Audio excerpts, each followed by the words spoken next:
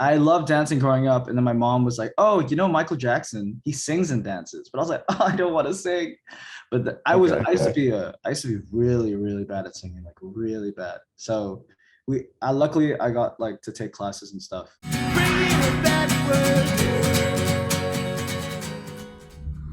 Hello. Hi, how's it going? I'm good. I'm good. How are you? I'm doing well. I'm doing well. Thank you so much for doing this. Yeah, of course. It's my honor.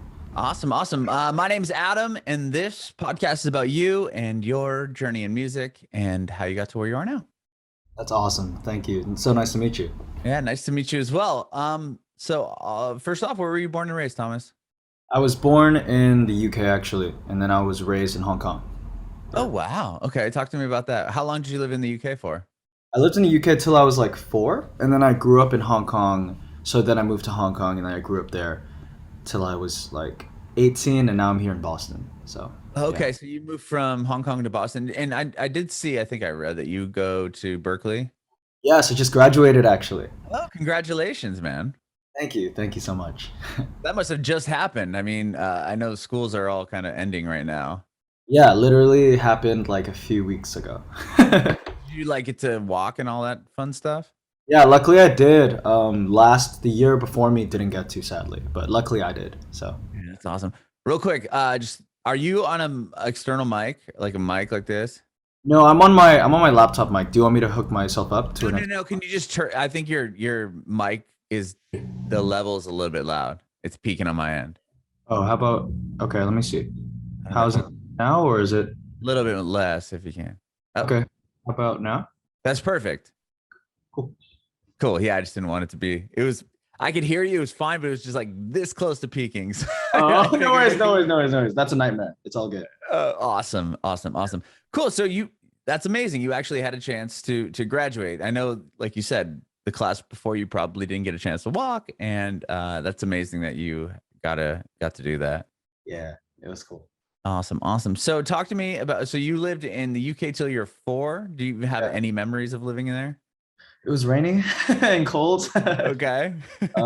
Honestly, it's kind of hard. I think it was just like the vibe that I kind of remembered because I was 4. You know, I can't really hmm recall that much. Yeah, I got to go back and visit a few. So Okay. So what took you and your family from the UK to Hong Kong? like, what was the reason? Yeah, like your job, your parents' work, or Yeah, it was okay. because of like family work and stuff. That's why we moved over, and I ended up Okay. with my grandparents. So yeah. Oh, cool. What was it like? So tell me about Hong Kong. What was it like growing up there? Obviously, quite different than Berkeley. Oh yeah, but I think it's been really cool because I grew up like through international schools and stuff. So it's kind of helped me coming to the US because there's this whole like culture shock kind of Sure. sorry. But no, Hong Kong has a lot of I really it's really what's the word? It's really I'm really grateful for growing up in Hong Kong because of the diverse community they have there. Like hmm I mean, not as diverse as US, I would say, but like as Asia goes, like it's quite diverse. And like I got to meet like a lot of different cultures and I got to listen to a lot of different kinds of got introduced to lots of different kinds of people, different kinds of music. hmm So yeah. That's amazing. And so you went to an international school. Does that mean that there's kids from all over the world that were going there? And is that like a? I mean, was it like military? Like why? Like tell me about the school and how that it kind of attracted people there. Yeah, no worries. So I think international schools started because before the UK controlled had like Hong Kong, but now hmm they don't. But then after that, they had like international schools open up, which they mainly taught like it was English based, and they taught something called IB, which was Okay. IB and IGCSE, which is kind of like an international system, like an international educational system, something like that. Um, Okay. so yeah, it's not like a military school type situation. It's just like a lot of like because Hong Kong has a lot of English speakers too, and Okay. a lot of a lot of business is going through Hong Kong. So a lot of people come over to Hong Kong to work. So Okay. that's what those schools are for. Very cool. Yeah, I wasn't sure if it was like a base situation where you're No, like you're going to school, but like I figured it wasn't, but I no, just thought I'd it's ask. not that crazy. That'd be sick though, but it's not. It's You not know that. what I mean? Yeah, that's cool. So obviously, they teach English to everybody there. Is that They mainly teach in English. Yeah. Oh, interesting. So did you speak Mandarin, I would think? I do, but honestly, this is really bad. But because like I was born in UK, and then when I came to Right. Hong Kong, my parents and my grandparents wanted me to keep my English. So they Oh. kept speaking to me and conversing to me in like English slash Mandarin slash Cantonese, which is the language in Hong Kong, the dialect. Okay. Um, but yeah, no, I grew up so surrounded. All the music I listened to was in English. Everything I watched was in English. The way I was taught in school was in English. So English kind of became my main thing. But I speak like a little Okay. bit of Mandarin, a little bit of Cantonese. But yeah, Okay. That's really, interesting. Your parents, are they from Hong Kong? Are they from the UK? Like, do you? yeah. So my dad's from the UK, and my mom's from Hong Kong. Okay. And well, it's interesting because you don't have any sort of accent either, in either way. You know what I mean? Like you don't have any sort of accent. I feel like when I'm hearing you speak, like for a Chinese accent or like a UK, like kind of British Yeah. accent. It's like yeah, it's like I didn't come from any of them. But yeah, Right, I, right. That's interesting. it's really weird. It's really weird. Well, how did you get into music? Are your parents musical at all? Oh, it was my mom. It's so weird. I would say like everything up till now, because I make a lot of R&B. That's kind of my main thing. Right. Grew up on Motown. I like listened to Alicia Keys, and then T-Pain at some point was like my idol, and Justin Bieber. All Okay. that was for my mom. My mom was like, these guys. I know my son likes Michael Jackson, and I know he likes music because I like I know he likes that. And my mom growing up didn't really get the chance to like pursue her dream of music and stuff because Oh, okay. Is she a all singer, piano player? Like what does she do? I'd say she was like really into like dancing and like into like Oh, okay. things. So she kind of like she what she did for me was really interesting was that she didn't want that to happen to me. She didn't want me to not pursue any dream if I had one or any like talent if I had one. So what she did was she like sent me to these random classes like art classes to dance classes to singing classes just to see if I enjoyed any of them. Hmm. And she found out I really loved dancing. And I actually started out as a dancer. So my Oh, cool. What type of dance? My younger son dances. He's oh cool, or cool. both my kids dance at one point, but the older one stopped. My younger one loves it. Yeah, that's cool. That's cool. I grew up well, I started with tap because I Okay. was but then I got into like contemporary and then I started developing into like hip hop and pop. And then like But yeah. cool. Yeah, he does. My older son did a little bit of everything, tap, or yeah, contemporary dance, all that. And then my younger one, he does hip hop. He loves hip hop dance. So like, Oh nice, yeah. So that's nice, what he's nice. what he's doing now. It's funny. He's got a recital actually coming up pretty soon. Oh, best of luck. That's Thank you. Yeah, it's yeah. fun. He's sick, so their whole dance troupe, like, they're doing that song at the playground, like from the '90s, that hip hop song at the playground. I can't think of who does it right now off the top of my head, but and they all have to wear like basketball jerseys. Like it's really funny. Oh, that's so cute. That's so cute. Yeah. Oh, that's awesome. So you started in dance as well, or Yeah, dance I and started you dance. said singing and everything. So you really enjoyed dance. Yeah, I loved dancing growing up. And then like I had this random I loved dancing growing up. And then my mom was like, oh, you know, Michael Jackson, he sings and dances. But I was like, oh, I don't want to sing. But Okay. I used to be really, really bad at singing, like really bad. So I luckily I got like to take classes and stuff. And then I got to learn to like sing and dance. And that was kind of my thing for a second. And then I Mhm. got like this weird foot injury. Oh, And then singing just kind of became my main thing. So okay. And you play piano too. yes. Oh yeah. I also grew up like with some like piano classes on the side, but then like really getting into like Alicia Keys specifically, Hmm. like she just like wowed me, like how she could play and sing. So then I was like, oh, I want to learn like if I got you, like I want to learn how to play like that. So Okay. And that's when when I did you really start, taking music serious? I mean, obviously you're insanely talented, and then especially to the fact that you went to Berkeley.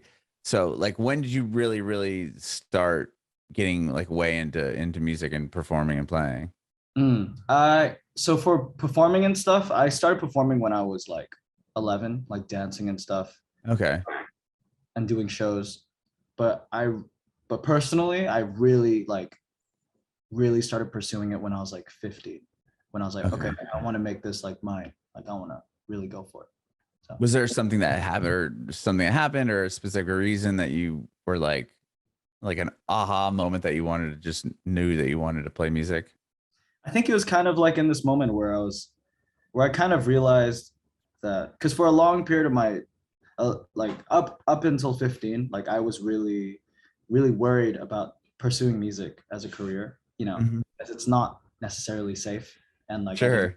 I didn't think I didn't think I could actually even make it, or I didn't have anything. So, but when I was 15, around then, like just I was just surrounded by a lot of my friends and stuff that were like, oh my gosh, like yeah, like are you gonna perform this day? Are you gonna perform that day? Like people were asking me and stuff. And yeah, I was just like, oh, okay, maybe like if all these people like Mhm. if all these people think I can actually like they like listening to me, maybe I should like listening to myself. Like maybe I should really get into doing that. Okay. So yeah, that's when I was like, oh, I Well, should try. well, you said that you didn't like your voice or whatever earlier. You said you couldn't sing. Like when did that click for you? Like when did I start Like realizing that like, oh, I'm actually really good, or where did you like when did you develop your voice knowing that you could sing? uh it took me a minute for sure. Like Okay. definitely I would say maybe like 15, Oh, 15 really? So all kind of around that same time. yeah, 15 or 14.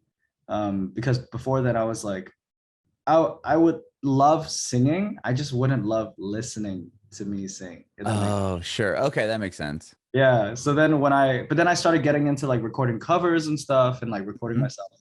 And I'd like play and I'd be like, oh, this is so fun. And then I'd listen to myself. I'm like, oh, what is this? That would happen so often. But as I remember just like I really got into like Brian McKnight. He has a song Okay. Back at One, which is like a belter. It's like oh, it's yeah. And I just remember like I remember like I sang it to my mom. I think it was with my mom actually, and she was like, and I was really getting into it. And then she was like, "Oh my gosh, Thomas, like you actually sound like you sound like black." And I was like, "Wait, what?" Not trying to be No, like no, I see what you're just saying saying. like Yeah.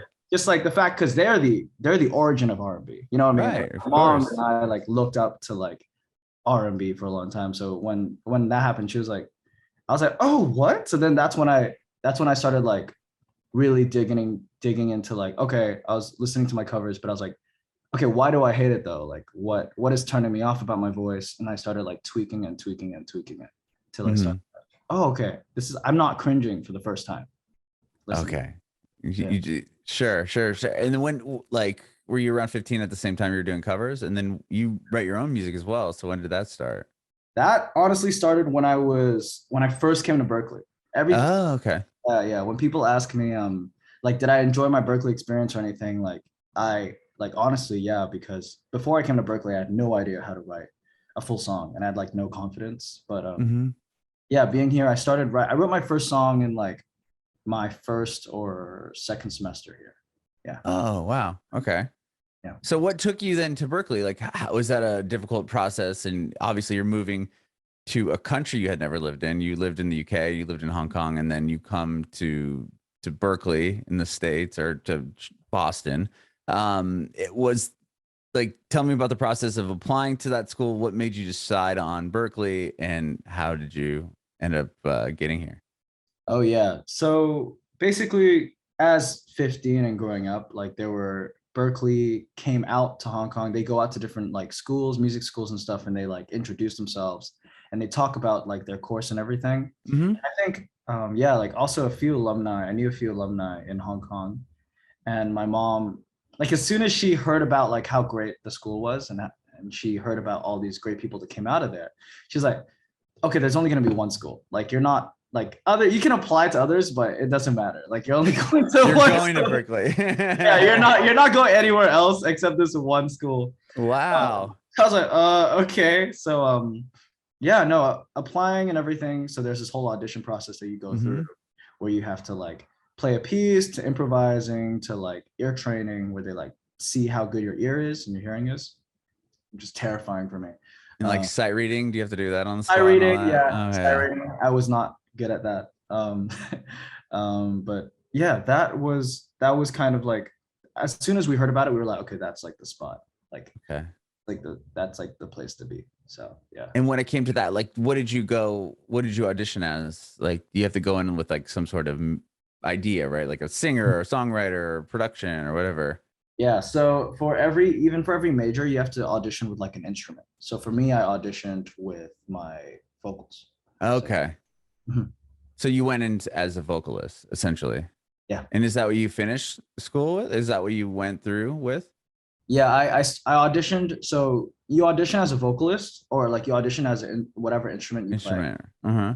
and then you go into like the majors you want to pick. So I graduated with songwriting, but Oh, then I went cool. as a vocalist. Yeah. Amazing. So you had never written a song, you get to school, and like, what was it like, arriving in Boston? Now you're going to this school where you're surrounded by, the best of the best, essentially, in one spot. Was that overwhelming? Was that nervous? Were you nervous at all?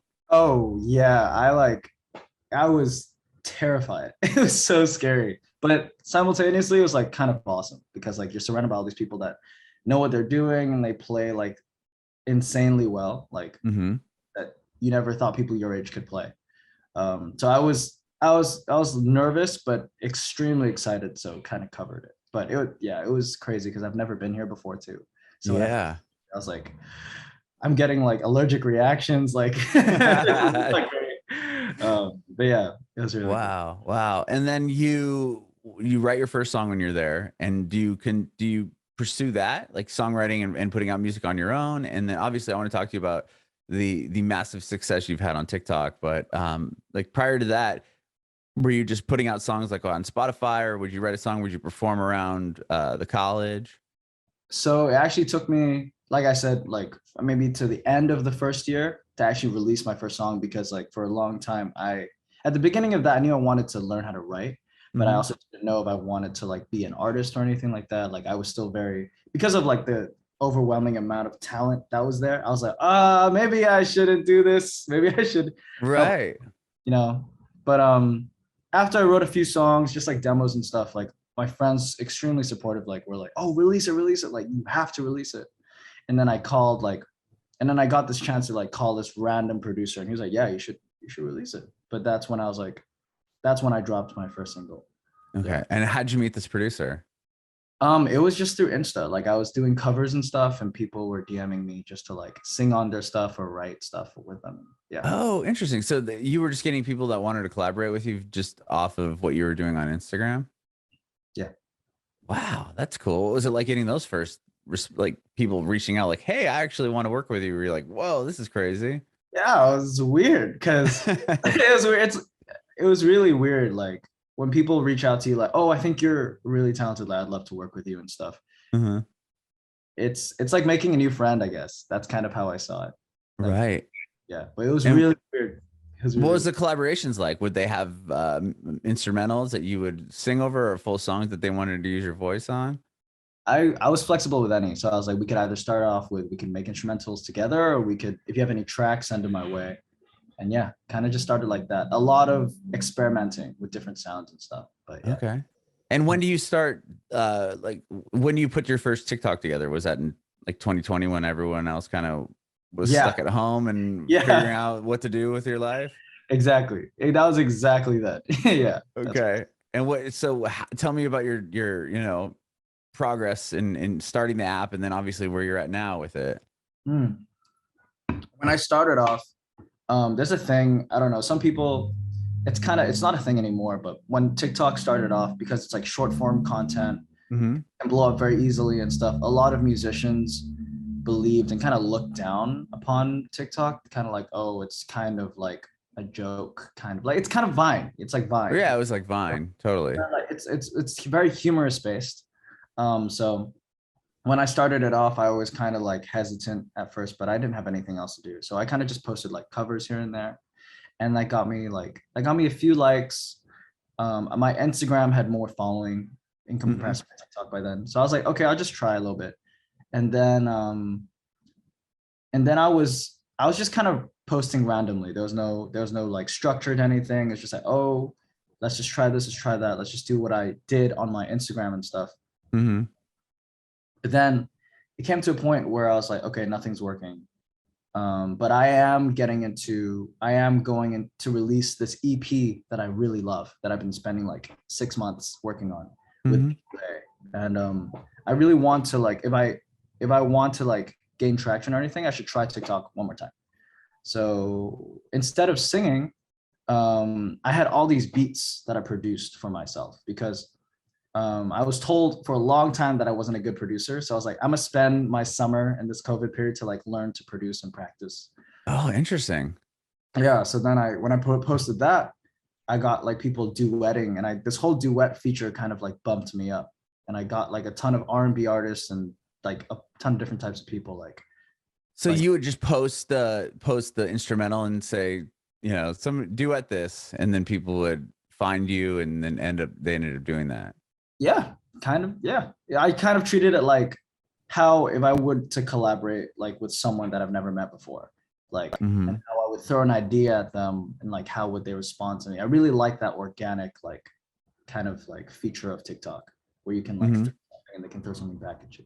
So yeah. How many videos did it take, or did it take a while for people to actually engage with what you were asking them to do, or was it pretty quickly? Honestly, it took off very quickly, actually. Like Okay. shockingly. I remember posting like because I love playing acoustic guitar and I love playing like R&B chords especially. Uh-huh. So I started posting that. And then like as soon as I like woke up the next day, I already had like 10 to 20 people like already duetting it. I was like, oh, Whoa. I should try this again. You know what I mean? Right, right. And did Yeah. it just continually build from there? Yeah, it kind of shot up, and then I started releasing more beats that I actually produced and stuff. And then yeah, just kind of, and then I started throwing like prompts at people, just kind of for fun. At first, I Mhm. was like, I did things like, oh, what are your shower thoughts, or like, can you introduce yourself, stuff like that. And then Mhm. and then yeah, it was kind of It just interesting. started building, building, building. Obviously, Lizzo did one, which Yes. is crazy. But prior to Lizzo doing it, was there another moment that it kind of accelerated to the point where you're like, oh my gosh, I can't believe this just happened? Was there like a big peak, or was it kind of just a slow build and then eventually it caught Before on? before Lizzo, I was already like on the high of like it was already kind of It was already high up. It wasn't. it was Yeah, already yeah. Well, yeah. obviously, she had to attract the attention of her so somehow. I think. Yeah, no, exactly. Yeah. So there were already like a few like bumps like with different moments, different videos and stuff where it was kind of Mhm. split, but like a lot of insanely talented people to like a lot of just people just in general. Um, Okay. but yeah, no, it was just kind of like this. And then when Lizzo came in, it just went like this. So I was like, oh, okay. Yeah, yeah, yeah. Well, Yeah. prior to Lizzo, was there a particular person that did it or duetted you that you were like, oh my, I can't believe so and so just did this? I not in the sense of like someone Like that's a name. famous, but Okay. more I found a lot of gems that I ended up wanting to work with. Like these guys are in actually like insanely hidden like talented gems that I've just found that I can like work with. And yeah, Okay. I ended up And making a lot of friends that way too. did you work with any of them on your new stuff? Or, I mean, you put an EP out last year as well, right? 3 a.m. At the right now, it's more just like stuff, just kind of like draft work. Okay. Okay. Yeah, but Cool. it's really cool. It was really sweet meeting all of them. What about when that thing with Lizzo happened? Like, tell me that day and that moment. Yeah, no, I was so confused. I remember waking up and then like usually you see like it became such a bad habit, but like I would wake up and I'd go on my phone, just kind of looking at my TikTok and just looking at like how many followers I gained or who are the new people who duetted it and stuff. Sure. I mean, right. It almost becomes like a lottery thing, right? You're like, Yeah. you strike and you're like, what is it now? Like, let's just spin it again. What's it gonna hit now? Like well, obviously it's like a dopamine hit and everything else, but I can't imagine having something go viral like that. But okay, so you usually tend to wake up, look, see if your account's, gaining anything or doing something. Yeah, and then I saw like the numbers, like the number of my following and like everything like got times like 10. And I was like, why is this so much, honestly? But I didn't know, I actually didn't know it was Lizzo because there's so many other people duetting my TikTok. I was trying to look at everyone. Uh, Hmm. and I had no idea it was Lizzo till like my friend told me, and he was like, Oh "Oh, wow. congrats, you got Lizzo." I'm like, wait, what are you talking about? Uh, Sure. so yeah, after finding that out, I saw it being posted on like other accounts on Instagram and stuff, and people tagging me and stuff. And yeah, I was like, wow, that's I don't know if this is like fake or real or like some way, but yeah, it was Oh my crazy. gosh, that's crazy. So like, do you look at your followers and it's just like this insane number that happened within a short period of time? You're like, wait, what? Like, what Yeah, just happened? yeah. It was so crazy because like after Lizzo did it, it wasn't just her, but a lot of other famous like TikTok accounts like found me and started following me even before then. Uh-huh. And then I got like random Disney actors that I watched growing up duetting it. And I was like, Whoa. to like people on like BuzzFeed that I used to watch on YouTube and stuff. And I was like, oh, this is like getting like out of hand. But it was really sick. That's Uh, so cool. And from there, do you have to try to, I would think that you'd want to keep riding that wave and keep putting content out. Like, do you approach the way you were posting or what you were doing any differently after having that massive, success moment? oh yeah, that definitely gave me after that success moment, I kind of it was I had this issue because I was like I said, like I was approaching TikTok because I was releasing an EP that Hmm. I 6 months on. But now a lot of which was co-produced, but all the stuff I post on TikTok is me, my production, my ideas and stuff, just solely. Hmm. Um, so the way I kind of like approached it now was like, okay, how can I keep posting? I'm gonna keep posting beats because people like them and like people like singing and duetting. That's kind of the thing that I do on my account. But I want to start like I want to start introducing my artistry Right. alongside it. So yeah. Was that hard to do? And were you worried about that? Like, okay, and I'm doing this thing because I know a lot of these social media platforms where if you're doing one thing and it's working, like the algorithm is going to keep pushing it and pushing it and pushing it. And then, like, if you were to go out and be like, okay, I'm going to do this challenge video, TikTok's gonna be like, wait, what? Like you do this, Yes. not this, and then it's Down. just like, yeah, they're not gonna put it out there. Like, did you have that fear, or but obviously it's still music based. But was that something like, okay, like I'm doing really well with not only just these beats, but I've done like some covers that have done really, really, really well as well. And then now I'm going to try to put my own music out. How is that going to settle with my audience? Yeah, that's so terrifying. Like if you honestly, if you go on TikTok, it wasn't just me because there are a lot of other producers and stuff too on Uh-huh. there and artists who were doing the kind of the similar thing that I was doing, where they were kind of TikTok was loving them for kind of the service they provided, whether it's their beats or their writing or something like that. Hmm. Um, but the minute you post something kind of original, TikTok will like it's not the same. It's like Right, right. yeah. So I was petrified. It didn't really actually it didn't work out at the beginning, like posting original stuff alongside my beats and stuff, because Uh-huh. one obviously had more people engaging with it.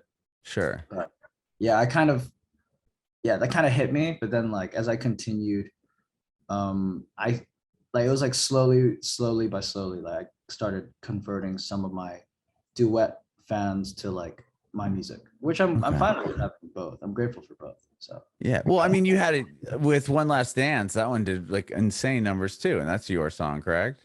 yeah. So was that the first one that was like, okay, now they're both like both ideas are working now. Yeah, I was like, okay, cool, like this is working. Yeah, yeah. Is it hard to get those people to then go to your like Spotify or your other accounts? Is it like, well, how do you try to push people, out of TikTok to your streaming platforms? I honestly, it's a lot of. I mean, I'm just doing the basic things like pre-saving or like link in bio. Uh, Uh-huh. but I feel like I think I could be doing a lot better than that. But I'm still trying to figure out how to like convert or like how to direct people from TikTok to other platforms. Right, right. I think that's kind of the like people are still trying to navigate how the best way to do that, right? I mean, to get somebody to leave one app to go to another app to pre-save something. I mean, those are obviously dedicated people and they love the song, but I Yeah. could see that being like definitely something that would people haven't cracked the code. I don't think quite Yeah. yet on No, that no, one. no. No, not really. Yeah, it's because TikTok is like so fast. You just kind of want to do this all day, but then the second you have to like, oh, go to a different app and everything, then it's kind of cut that stream. So Right, right. And the most recent song is Pills. Is that your new yeah, one? yeah, Okay, I got to do that with a guy called Poom. It's really cool. tell me about that song. So that song is about someone who's really close to me, who's kind of has this like unhealthy relationship with medication, and Sure. I kind of wrote this song.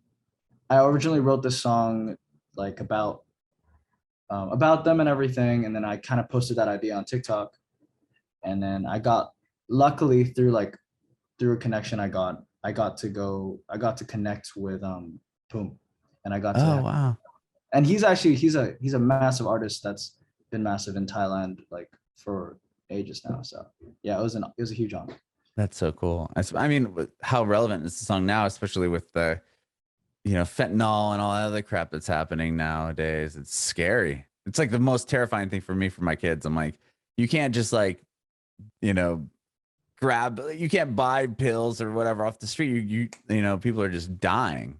Yeah, I did not know that, but now I guess Oh I wow, did yeah, not it's know like about huge. that. Oh man, yeah, it's like a big deal. Like right now, I'm in Nashville. I'm originally from San Diego, but I'm in Nashville now, and you're like, the news is just going crazy. Like people buying what if they think some street drug or whatever, or buying what they think would be like an opiate, a Percocet or something from off the street, and then they'll just die of this fentanyl stuff. Oh Yeah, my, it's crazy. what? Uh, No, that's crazy. yeah. It's nuts. Well, I'm glad you don't know about it, I guess. Yeah, It's thank you. pretty depressing stuff, but well, dude, thank you so much, Thomas, for doing this. I appreciate your time, man. Oh, Um, oh my pleasure. yeah. So you have an EP coming out, or just new music coming out, or what's the plan going forward? Yeah, so I have a single coming out, and then from here on out, I'm just going to be releasing some really sick singles that I've been holding on to, and I'm so Okay. excited to release those. But yeah, I've got a single coming out, but I can't say exactly when yet, but it should be Sure. released. Awesome. And then now that you graduated from school, like just pursuing the artistry full time. Yeah, deep diving into it. So, Awesome. Well, congratulations, man, on all the success. And I appreciate your time today, Thomas. This has been awesome. I have one more quick question. I want to know if you have any advice for aspiring artists. ooh, okay, that's a great one. Yeah. Oh, my best advice would be when you're in those moments where you feel like you're completely dry and you can't do anything and you don't want to do music and you've lost motivation, keep doing it. Like that sounds wrong, but like keep like just doing it even though you don't like it. Like just for example, let's say you're a songwriter, you're a producer, and you don't feel any inspiration and you don't want to make any music anymore. You don't like what you're making. Just keep doing it or just try challenge yourself or try and make it like fun in a sense. But like don't take it so seriously because once you can keep doing that and you keep your gears turning, once you have an idea, once that kicks in, it'll just be like back into the system and it'll be perfect. So. Bringing it backward.